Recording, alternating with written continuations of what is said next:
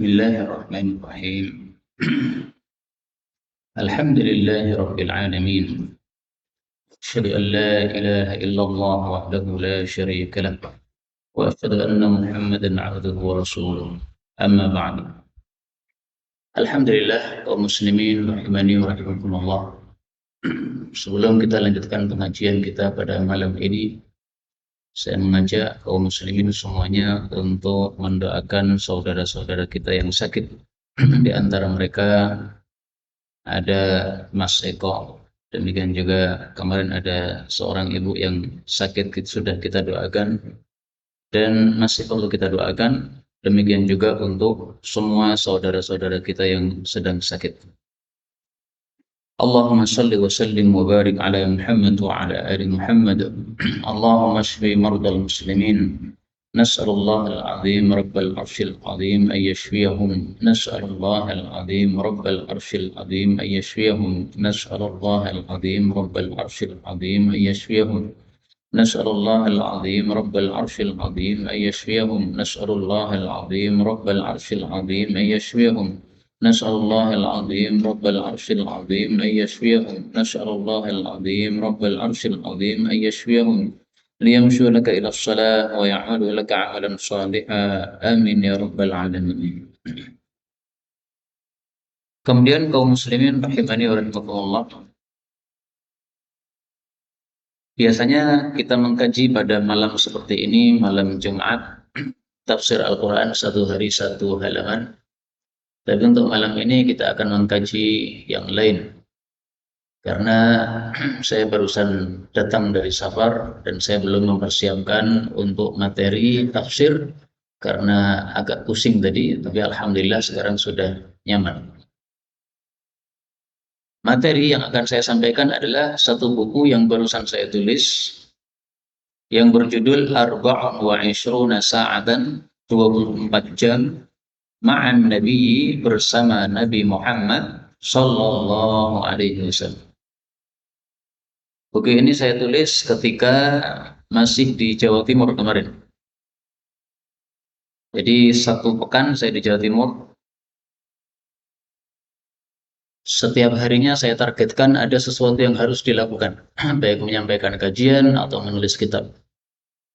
Maka saya tawarkan kepada teman-teman yang di sana, ada 4 tempat saya tawarkan yang mau mengkaji ilmu qiraat Quran, saya siap insyaallah ta'ala. Tapi sayangnya cuma 2 tempat yang saya bisa menyampaikan kajian di sana. Yang pertama hari Jumatnya itu di Pelumpang, kemudian hari Sabtunya di Pacet, kemudian hari Ahadnya ada kajian lagi di Pacet. Hari Seninnya saya menulis kitab ini, Arba'un wa Ishruna Sa'atan ma'an Nabi sallallahu alaihi wasallam. Hari Selasa saya tulis kitab Syarah Arba'in Ba'asyiriyah, Syarah 40 hadis yang ditulis oleh Ustadz Abu Bakar Ba'asyir. Jadi ada kitab karya Ustadz Abu Bakar Ba'asyir, isinya masalah fikih, hadis-hadis, ada 440 hadis. Saya pilih 40 hadis, kemudian saya kasih judul Arba'un Ba'asyiriyah, 40 hadis kumpulan Ustadz Abu Bakar Ba'asyir. Kemudian hari Rabu saya menulis kitab yang lain, yaitu Faqihatul Anam fi Durusil Layali wal Ayyam. Faqihatul Anam fi Durusil Layali wal Ayyam, tentang kajian-kajian sehari semalam. Ini isinya setiap satu halaman adalah satu judul yang bisa dijadikan tema untuk kultum. Maka insya Allah ini kalau sudah jadi bukunya berisi 360 judul. Karena anggap saja buku ini untuk kultum sepanjang 1 tahun. Sehingga setiap harinya menyampaikan satu kultum dengan satu tema yang ada pada kitab ini. Insya Allah ta'ala.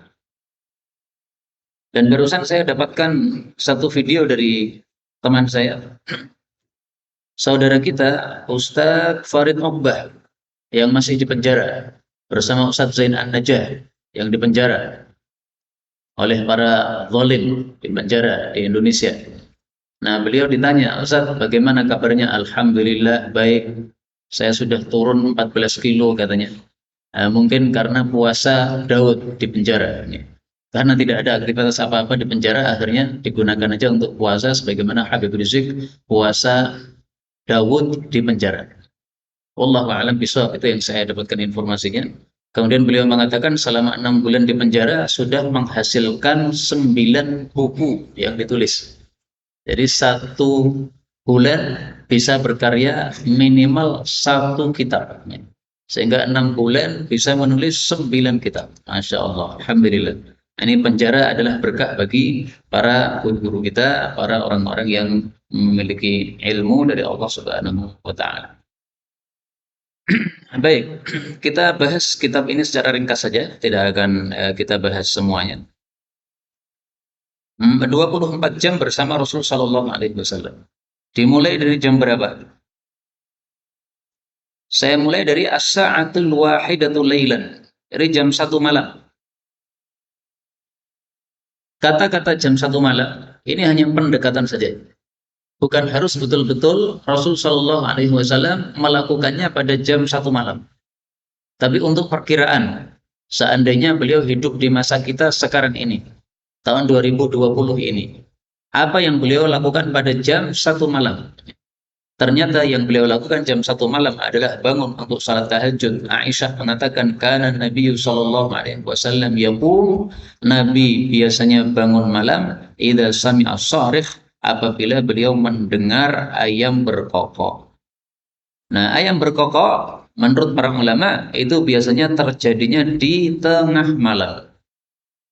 Jam 1 malam, kalau panjenengan niteni, pasti akan mendengar suara kokok ayam. Meskipun jam 2 juga akan dengar, jam 3 juga akan dengar. Tapi saya yakin jam 1 malam panjenengan bangun ada suara kokok ayam. Kalau nggak percaya nanti dicoba aja. Tapi di kampung Anda harus ada ayam ya. Kalau tidak ada ayam ya nggak akan ada suara ayam. Kalau di satu kampung kok jam 1 malam tidak ada ayam berkokok, itu berarti ayamnya males seperti penduduk kampung tadi. Kalau penduduk kampung saya nggak begitu. Ayamnya jam 1 malam sudah pada berkokok sebagaimana kebiasaan mereka. Maka Rasulullah Shallallahu Alaihi Wasallam menghasung kalau kita bangun tidur jam 1 malam maupun jam berapapun, kita mulai dengan wirid ini. La ilaha illallah wahdahu la syarika lah, lahul mulku wa lahul hamdu wa huwa ala kulli syai'in qadir.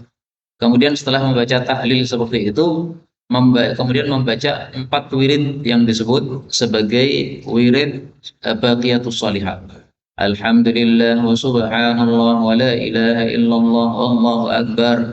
Kemudian tambahi hauqalah wala haula wala quwwata illa billah. Kemudian membaca doa Allahumma gfirli, ya Allah ampuni saya. Kemudian membaca doa apapun. Kata Nabi, siapa yang melakukan ini maka doanya pasti mustajab. Yang mengatakan pasti mustajab Nabi, bukan saya. Karena itu jangan sampai kita ngelilir pada malam hari tidak bicara apa-apa. Paling bagus ngelilir di malam hari kita ingat-ingat hadis ini. Ini kan gampang muridnya. Supaya terkesan, mari kita baca bersama. La ilaha illallah wahdahu la syarika lah, lahul mulku wa lahul hamdu wa huwa ala kulli syai'in qadir. Alhamdulillah wa subhanallah wa la ilaha illallah wallahu akbar wa la hawla wa la quwwata illa billah. Gampang tak gitu? Cuma 3 wirid.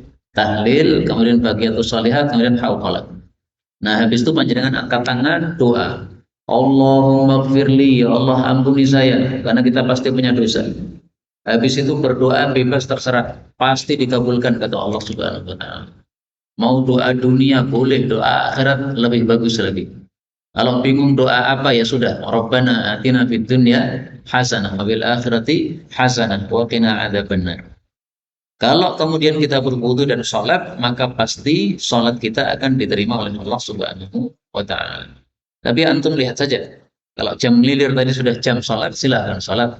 Kalau belum jam sholat, nanti sholat malah tidak bisa kerja pagi harinya, ya maka panjenengan tidur lagi nggak apa-apa. Nanti pas jam sholat baru bangun. Kemudian as-sa'atul wahidatu ila sa'ati ar-rabi'ah. Dari jam 1 malam sampai jam 4 malam. Aktivitas Nabi selama 3 jam adalah sholat tahajud. 3 jam. Dari jam 1, kemudian jam 2, jam 3, jam 4. Dari mana nemu 3 jam ini? Dari mana? Dari hadis Abdullah bin Amr bin As radhiyallahu anhuma bahwa Nabi Shallallahu alaihi wasallam bersabda, "Ahabbus salati ilallahi salatu Dawud alaihi salam." Salat paling dicintai oleh Allah salatnya Nabi Dawud. Beliau biasanya tidur malam itu separuh malam, kemudian bangunnya tahajudnya sepertiga malam, kemudian tidur lagi 1/6 malam.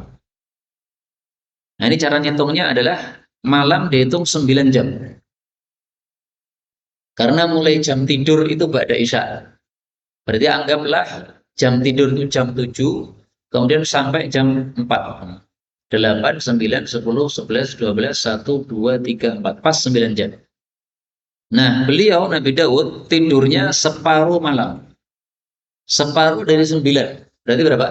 4,5 jam tidur. Kemudian tahajudnya sepertiga. Sepertiga dari 9. Berarti 3 jam. Kemudian istirahat lagi, tidur lagi 1/6. 1/6 berarti 1,5 jam. Maka bisa dikatakan Nabi Daud istirahatnya adalah 6 jam, 4,5 tambah 1,5 berarti 6. Kemudian salat tahajudnya 3 jam. Salat tahajud 3 jam, sepertiganya, kemudian 2/3-nya adalah istirahat. Mungkin untuk kita orang Indonesia nggak cocok pembagian seperti ini, karena jam 7 kita belum tidur. Rata-rata orang Indonesia kan tidurnya jam 9 atau jam 10. Kalau saya punya kebiasaan tidur itu jam 10. Belum jam 10, belum tidur. Ini karena sudah adat ketika di pesantren. Jam di pesantren saya, jam 10 ini jadwal tidur. Mau ngantuk, mau tidak ngantuk, harus mapan di tempat tidur. Jam 10 masih ketahuan baca kitab, akan dimarahi Ustadz. Ini sudah jam tidur, tidak boleh kayak begitu. Harus taat. Nah, maka setiap santri jam 10 sudah geledak di tempat tidur masing-masing. Itu adat saya bertahun-tahun, sehingga setelah lulus pun masih jadi adat. Jam 10 tidur. Ya kadang-kadang molor dikit lah, kayak setengah 11 atau jam 11. Itu karena mungkin sebelumnya siangnya sudah istirahat, sehingga jam 10 belum ngantuk. Baik, ini aktivitas Nabi pada jam 1 sampai jam 4. Beliau melakukan apa? Salat tahajud. Nah, kalau salat tahajud sepanjang 3 jam, lamanya seperti apa lamanya? Disebutkan dalam hadisnya Aisyah bahwasanya yasjudu sajdata min dzalik. Beliau melakukan sujud dalam tahajudnya itu qadra ma yaqra'u ahadukum 50 ayat. Lama sujudnya sekitar seperti membaca 50 ayat. 50 ayat rata-rata ditafsiri sekitar 10 menit. Jadi sujudnya berapa? 10 menit. Nah, kalau sujudnya 10 menit, maka duduknya juga 10 menit. Sujud lagi 10 menit. Rukuknya juga sama 10 menit. Iktidalnya juga sama 10 menit. Nah, bisa dihitung berapa menit itu, berapa jam itu lamanya satu rakaat itu. Anggaplah 1 rakaat setengah jam. Nah, maka 3 jam ini bisa cukup untuk berapa? 6 rakaat saja. Itu anggaplah. Tapi ya adatnya Nabi salat tahajudnya 11 rakaat, maka bisa dibagi saja 3 jam itu untuk 11 rakaat.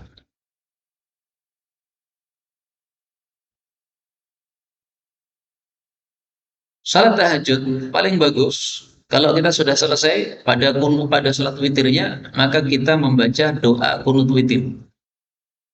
Doa kunut witir ini menurut mazhab Ibnu Mas'ud membacanya tidak hanya di bulan Ramadan saja. Dan saya menghasung panjenengan semuanya untuk melakukan kunut witir meskipun tidak di bulan Ramadan. Kenapa? Karena sangat pentingnya doa kunut witir. Saya memperhatikan doa kunut witir ini doa yang sangat-sangat penting. Kalau kita pakai mazhab Syafi'i, kunut witir hanya di bulan Ramadan, itu pun di separuh terakhir. sesuai pendapatnya Ali bin Abi Thalib. Tapi kalau kita pakai pendapatnya Ibnu Mas'ud, kunut witir sepanjang tahun, setiap malam boleh. Nah, kunut witir doanya seperti yang biasa. Allahumma hdini fi man hadait wa afini fi man afait wa tawallani fi man tawallait wa barik li fi ma atait wa qini syarra ma qadait. Ini doa. Setelah itu pujian. Innaka taqdi wa la yuqda 'alaik wa innahu la yadhillu man walait wa la ya'izzu man 'adait. Tabarakta rabbana wa ta'alait. Pelaksanaannya gimana? Salat witir 3 rakaat. Nah, pada rakaat yang ketiga, setelah kita ruku, kemudian sami Allah liman hamidah, Rabbana walakal hamdu. Nah, kemudian kita angkat tangan kita, kunut witir. Boleh juga kunut witirnya sebelum ruku. Selesai membaca surat, misalnya surat An-Nas, minal jinnati wan nas. Nah, sebelum Allah Akbar ruku, kita angkat tangan. Kemudian baca doa kunut witir. Habis itu kemudian apa? Ruku. Kemudian as-sa'atul rabi'atul lailan, jam 4 malam. Apa yang dilakukan oleh Rasul sallallahu alaihi wasallam? Ini saya tulis berdasarkan jadwal sholat subuhnya jam 4:30. Berarti nggak cocok untuk hari-hari ini. Hari-hari ini adzan subuh jam 4 kurang seperempat atau kurang 10 menit. Nah, maka ini anggaplah sholat subuhnya adzannya itu jam 4 lebih 30 menit. Maka apa yang dilakukan oleh Nabi pada jam 4-nya? Pada jam 4-nya Rasulullah Shallallahu Alaihi Wasallam intaja ala shiqqihil aiman. Beliau setelah selesai salat witir, maka beliau berbaring pada sisi kanan, begini. Menaruhkan telapak tangan kanan di bawah pipi kanan, berbaring. Istirahat setengah jam sebelum subuh. Kenapa? Karena tadi sudah sholat tahajud 3 jam. Kalau ngedur tahajud langsung lanjut subuh, nah kadang-kadang pas subuhnya ngantuk. Maka disunahkan sebelum sholat subuh, kalau kita melakukan tahajudnya agak panjang, maka sebelumnya apa? Istirahat. Kalau tahajudnya pendek ya nggak perlu istirahat begini. Misalnya adzan subuh jam 4, panjenengan bangun jam 4 kurang 5 menit. Habis itu sholat witir 3 rakaat, nggak perlu istirahat begini, nggak perlu. Tapi kalau tahajudnya panjang seperti Nabi, misalnya kita bangun jam 3, kemudian sholat 1 jam sampai jam 4. Nah, maka dari jam 4 sampai setengah 5 ini untuk istirahat. Kalau adzan subuhnya jam setengah 5. Kemudian selama istirahat ini apa yang bagus kita lakukan? Bagus kita membaca istighfar sebanyak 100 kali.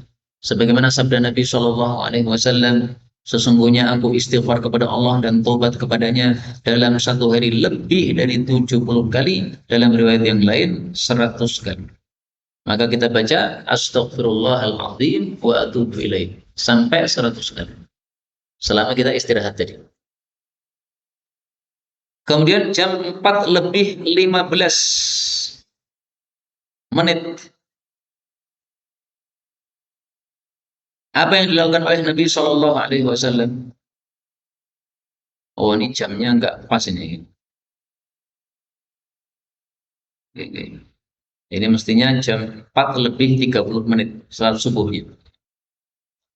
Jam 4 lebih 30 menit adzan subuh, maka yang dilakukan oleh Nabi Shallallahu Alaihi Wasallam adalah shalla rakaatain. Beliau salat 2 rakaat khafifatain yang ringan, yaitu salat sunnah qobliyah subuh 2 rakaat.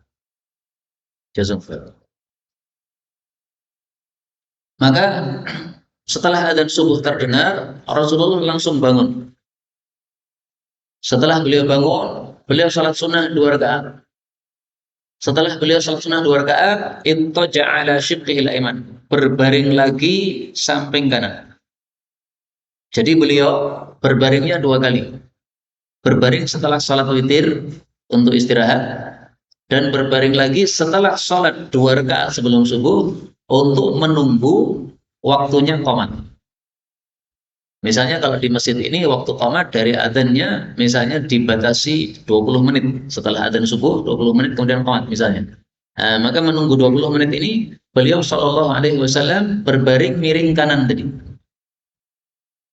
Dan sunnahnya berbaring ini menurut para ulama sunnah secara mutlak, baik dilakukan oleh orang yang sudah tahajud maupun yang tidak tahajud.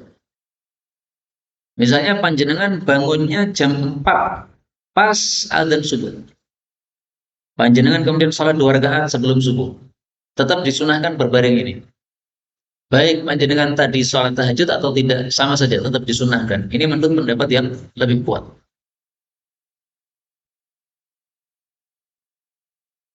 Tapi sunnah ini sepantasnya tidak dilakukan di masjid.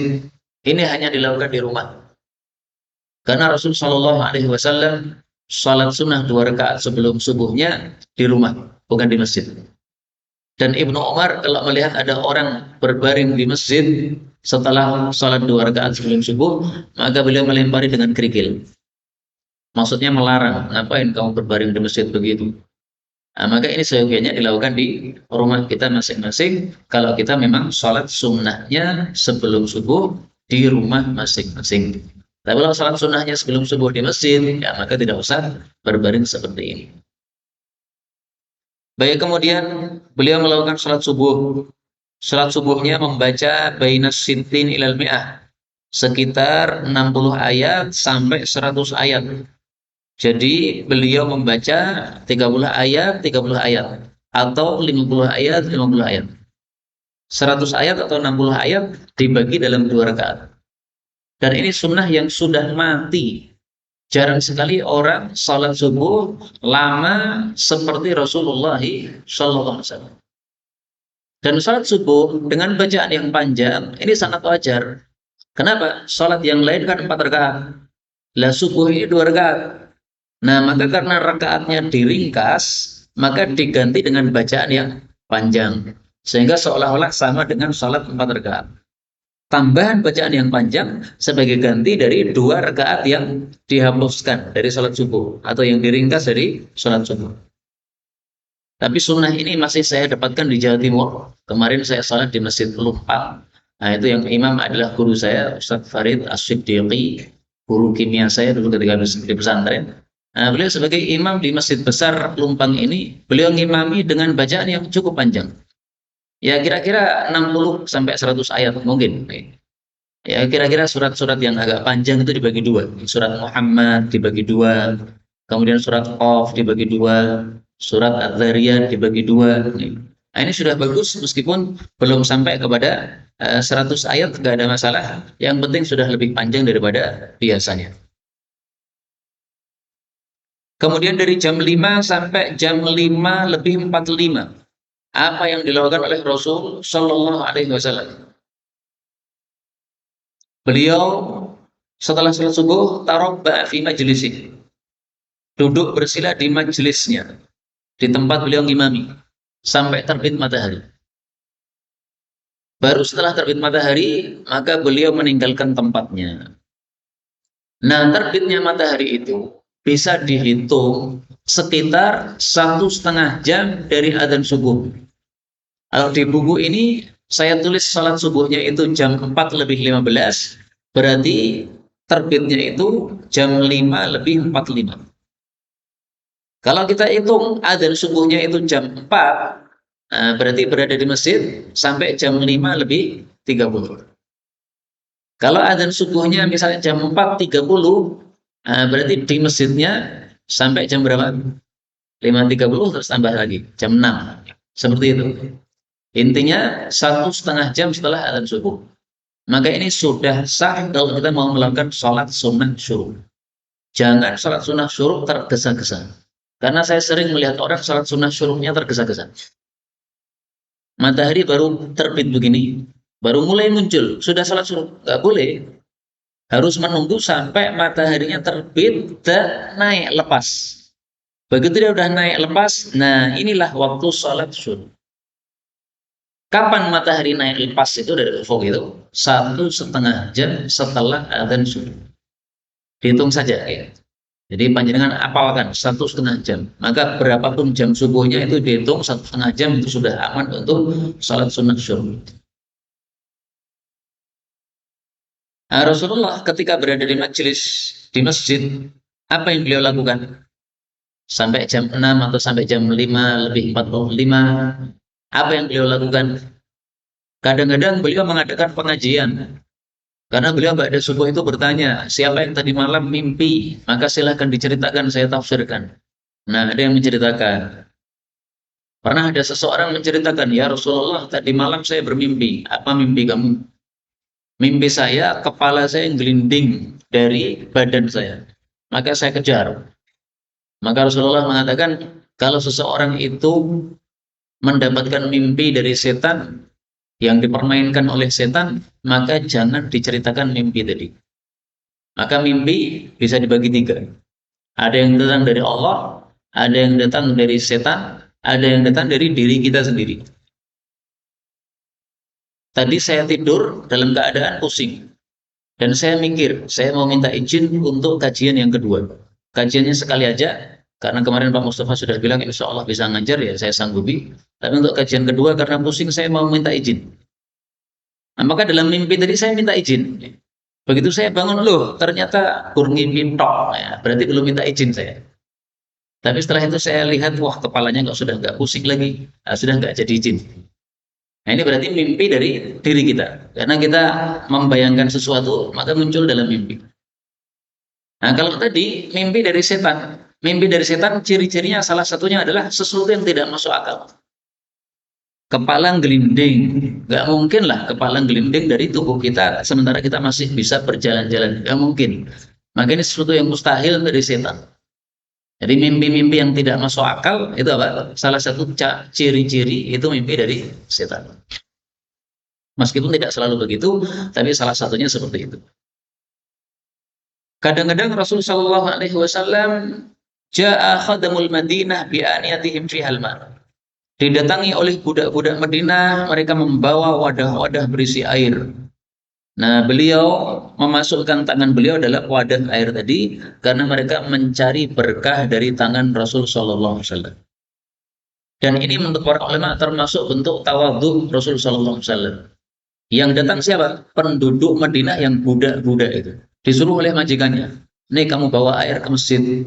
Kamu minta sama Nabi supaya Nabi celupkan tangannya supaya airnya berkah. Yang minta budak, Pak. Nabi mengiyakan. Dan ini pada subuh Pak jenengan tahu sendiri kalau di negara Arab, kalau itu musim dingin, nah ini dinginnya dahsyat. Tapi Nabi tidak menolak. Udah, meskipun musim dingin, nah masukkan. Kamu mau berapa kali dimasukkan? Dicelupkan tangannya oleh Rasul Sallallahu Alaihi Wasallam. Dan sunnah ini sudah mati, tapi memang tidak seyogianya dilakukan. Karena sunnah ini khusus untuk baginda Rasulullah SAW. Jadi kalau saya jadi imam misalnya, tidak berhak saya pada subuh mengatakan siapa yang mau berkah bawa air ke sini, saya celupkan tangan saya. Orang yang berkah belas, nggak ada apa berkahnya. Meskipun ini masalah khilafiyah ya, sebagian ulama berpendapat boleh kita cari berkah dari bekas-bekas orang-orang soleh secara umum. Tapi pendapat yang kita ikuti adalah mencari berkah dari bekas-bekas orang-orang soleh itu tidak ada dasarnya karena para sahabat hanya melakukan kepada Rasulullah Sallallahu Alaihi Wasallam saja, tidak ada yang lain. Rasulullah wafat, apakah Abu Bakar diperlakukan seperti ini oleh para sahabat? Tidak. Padahal Abu Bakar disepakati orang nomor satu setelah Rasul Sallallahu Alaihi Wasallam. Tapi tidak ada satupun sahabat yang datang kepada Abu Bakar minta supaya dicelupkan tangan beliau di wadah-wadah mereka. Tidak ada. Maka ini khusus untuk Rasul Sallallahu Alaihi Wasallam. Ini alasan saya. Kenapa kita memilih pendapat tersebut? Alasan pertamanya seperti itu. Alasan kedua, karena Rasulullah memiliki perbedaan yang tidak ada pada orang lain. Ludahnya Rasul itu tidak berbau busuk sama sekali, bahkan baunya wangi. Keringatnya Rasul Sallallahu Alaihi Wasallam tidak berbau sama sekali, bahkan baunya wangi. Sehingga pernah ibunya Anas bin Malik ketika Rasulullah sehari tidur, maka beliau kumpulkan keringatnya Nabi. Jadi Nabi kalau tidur itu keringetan, dikumpulkan pelan-pelan supaya Nabi nggak bangun. Nah, ketika dia lagi enak-enak mengumpulkan keringat Nabi, Nabi bangun. Maka Nabi bertanya, apa Ummu Sulaim, apa yang kamu lakukan nih? Maka dia mengatakan, ya Rasulullah, ini keringat Anda kami kumpulkan, kemudian kami campur dalam parfum. Parfumnya jadi sangat wangi. Nah, coba ada nggak di antara kita, sesoleh apapun, keringatnya dicampur di parfum tambah wangi, ada nggak? Kalau ada saya tolong tunjukkan. Orangnya kayak apa, saya pengen ngerti kesolehannya kayak apa. Saya belum pernah nemu, meskipun itu guru saya sendiri, namanya keringat tetap keringat, kecuali keringatnya Rasulullah Sallallahu Alaihi Wasallam. Nah, maka ini tidak bisa dipraktekkan oleh setiap orang, ini hanya untuk Nabi.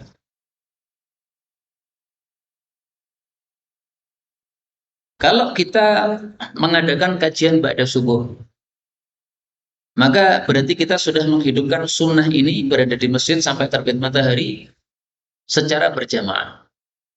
Dan pengajian ba'da subuh ternyata dihasung oleh Rasulullah Sallallahu Alaihi Wasallam.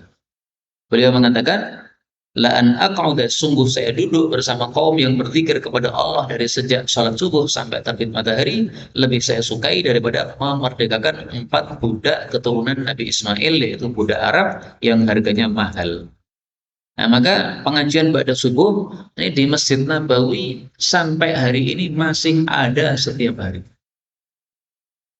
Saya di Indonesia mengikuti pengajian ba'da subuh yang ada di Masjid Nabawi. Sekitar jam berapa? Kalau di jam kita sekitar jam 9. Kalau di jam mereka sekitar jam 5. 6, 7, 8, 9. Kan terpautnya 4 jam. Maka di sana jam 5 pagi, di kita jam 9 pagi.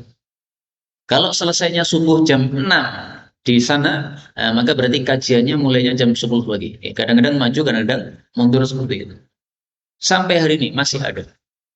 Karena pihak Masjid Nabawi menyiarkan secara langsung pengajian yang ada di Masjid Nabawi dengan judul Al-Intajur Raqmi bil Masjidin Nabawi. Nah, maka guru saya yang saya sering mendengarkan kajian beliau adalah Syekh Abdul Razak Al-Badr, ulama yang terkenal karena bapaknya ulama. Dia juga ulama. Nah, maka anak bapak ulama jadi terkenal meskipun masih muda usianya.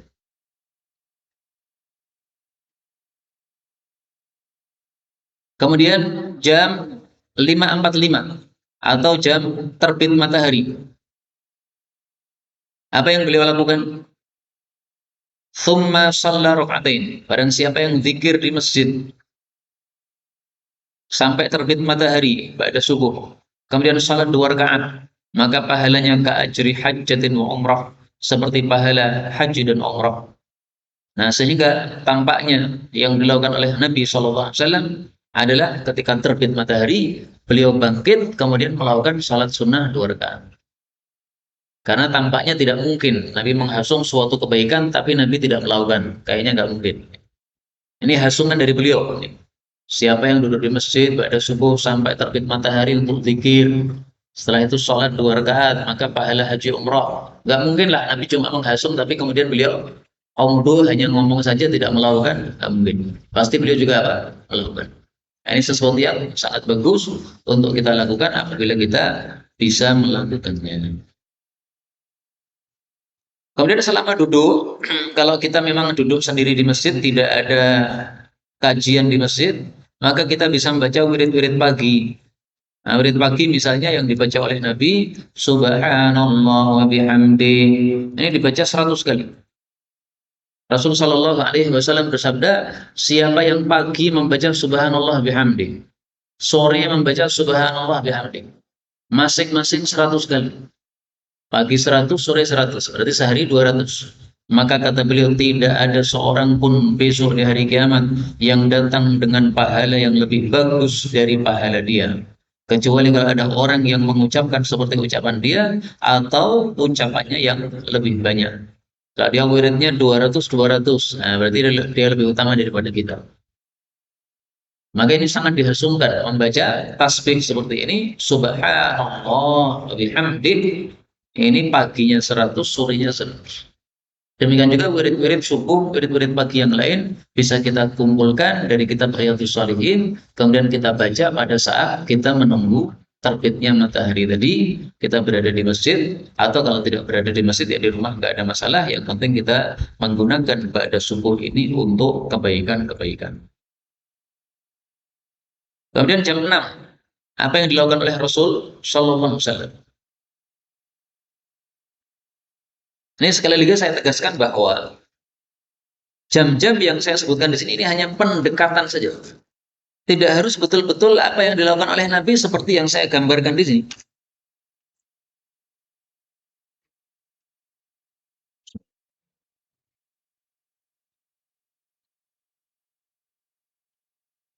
Aisyah mengatakan, ketika ditanya apa yang dilakukan oleh Nabi di rumah, beliau mengatakan, kana yakunu fi mihnati ahli.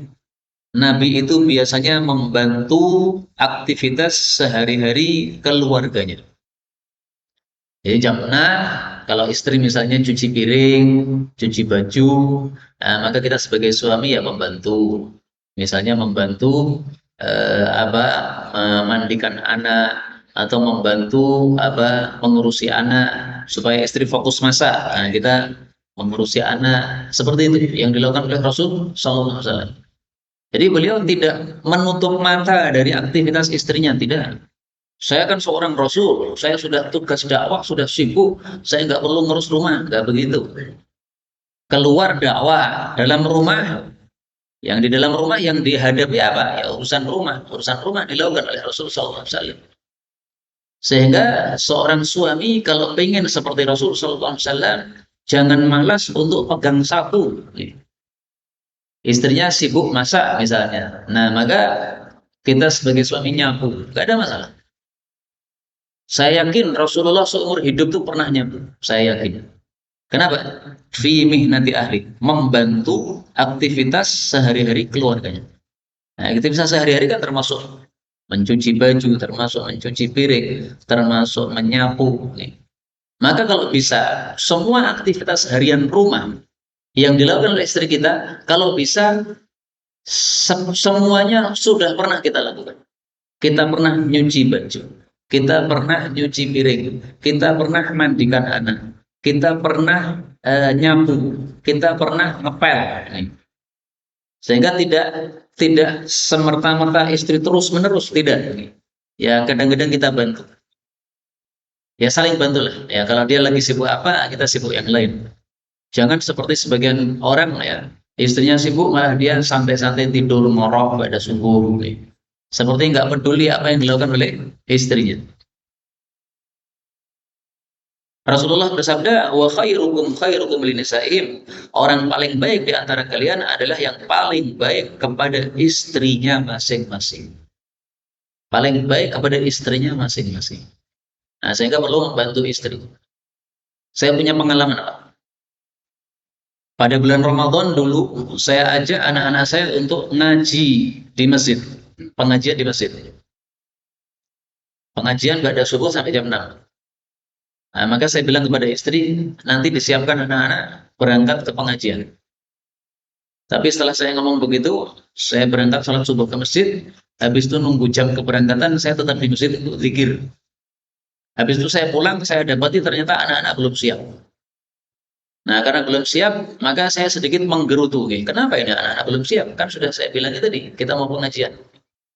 Nah, ternyata kesalahan saya adalah, saya cuma perintah tapi nggak membantu. Anak ada 5, menyiapkan 5 anak, apakah cukup sendirian? Nah, maka ini perlu apa? Kita bantu. Nanti pengajian pada subuh. Nah, mestinya pada subuh saya pulang. Enggak wirid di masjid lama, enggak. Wirid sekenanya aja, seperlunya, seperti biasa. Kemudian pulang ke rumah, nyiapkan 5 anak ini. Dia nyiapkan 3 anak, saya nyiapkan 2 anak, misalnya. Nah, maka bisa berangkat bareng-bareng dengan jam yang tepat waktunya. Keberangkatannya tidak terlambat. Nah, itu mestinya begitu. Ini pengalaman saja.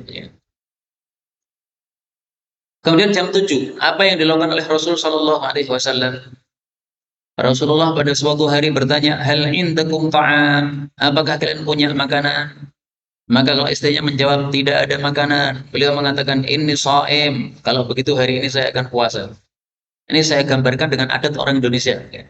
Jam 7, habis bersih-bersih rumah, kemudian makan. Habis itu nanti berangkat kerja jam 8. Nah, maka jam 7 kira-kira yang dilakukan oleh Rasul, tanya, ya ada makanan tidak? Nah, ini pertanyaan yang tidak pernah mungkin kita lakukan kepada istri kita dengan jawaban seperti ini. Ada makanan enggak? Tidak. Tampaknya enggak pernah begitu. Kalaupun pernah, tidak. Tapi maksudnya ada duit untuk beli di podo mawon. Ini maksudnya tidak ada makanan belas, duit juga nggak ada. Makanya Rasulullah mengatakan ini soem. Kalau begitu hari ini saya puasa. Kalau ada duit ngapain puasa? Nggak perlu puasa kan? Nah, maka maksudnya adalah ini menunjukkan kesederhanaan hidup Rasulullah SAW. Sampai-sampai kadang-kadang bertanya, ada makanan tidak? Dijawab tidak ada. Ya sudah, kalau tidak ada puasa sajalah. Puasa sunnah namanya. Maka pada subuh Nabi belum makan sampai jam 7. Jam 7 cari makan tidak ada, maka beliau niatkan untuk puasa. Bisa. Kenapa? Dari subuh sampai jam 7 tadi belum makan. Nah, kalau kita tarik ke adat kita, habis subuh langsung udah kopi. Nanti jam 7 tanya, ada nggak makanan? Nggak ada. Nggak bisa kita puasa, nggak bisa. Es bacot ngombe kopi. Ini sunnah nggak bisa kita lakukan kalau apa? Punya adat minum kopi pada subuh. Apa yang dimakan oleh Rasul? Para peneliti gizi, mereka mengatakan bahwa Rasulullah itu makanannya tidak banyak, tapi kualitasnya tinggi. Rasulullah mengatakan, "Man tasabbaha kulla yaumin sab'ata marratin." Siapa yang sarapan setiap pagi 7 butir kurma, maka pada hari itu tidak akan termadarat oleh racun maupun sihir. Hadis muttafaqun alaih. Disantet misalnya, diserangkan kepada kita mental. Kenapa? Sudah makan kurma 7 butir. Tapi di sini Nabi menyebutkannya ajwah, kurma ajwah. Kurma ajwah, kurma Madinah yang mahal. Tapi kata Syekh bin Bas, mudah-mudahan semua kurma sama. Kenapa? Karena Rasulullah mengatakan kurma ajwa itu karena beliau tinggalnya di Madinah dan rata-rata kurma di sini kurma apa? Ajwa. Maka seandainya bukan kurma ajwa yang ada di hadapan kita, kita makan 7 butir kurma setiap pagi, insya Allah sama manfaatnya, yaitu tidak akan terkena racun maupun sihir. Kaum muslimin rahimani wa rahimakumullah, 7 butir kurma setiap pagi ini termasuk makanan yang sangat syarat dengan kesehatan. Jadi beliau makannya tidak banyak, 7 butir kurma saja, tetapi kualitasnya sangat tinggi. Nah, kalau bisa begitu, kita makan tidak usah banyak-banyak, yang penting kualitasnya. Sehingga mohon maaf, ini saya tidak menyindir yang jual nasi goreng. Nasi goreng itu menurut para ahli gizi kurang bagus. Kenapa? Kita berarti makan banyak minyak. Nasi kalau dimasak saja biasa itu sudah apa? Sudah bagus. Kalau kemudian sudah matang kemudian digoreng, maka di sini malah menyebabkan kurang bagus. Tapi saya tetap termasuk orang yang suka nasi goreng, Pak. Jadi teorinya seperti itu, tapi apa? Nasi goreng saya tetap suka. Ya, tapi jangan sering-sering. Karena terlalu sering seperti itu, apalagi setiap hari ini kurang bagus. Karena ada saya lihat sebagian orang itu setiap hari buat nasi goreng. Setiap pagi adatnya apa? Nasi goreng, nasi goreng. Setiap hari. Nah, ini kurang bagus seperti ini.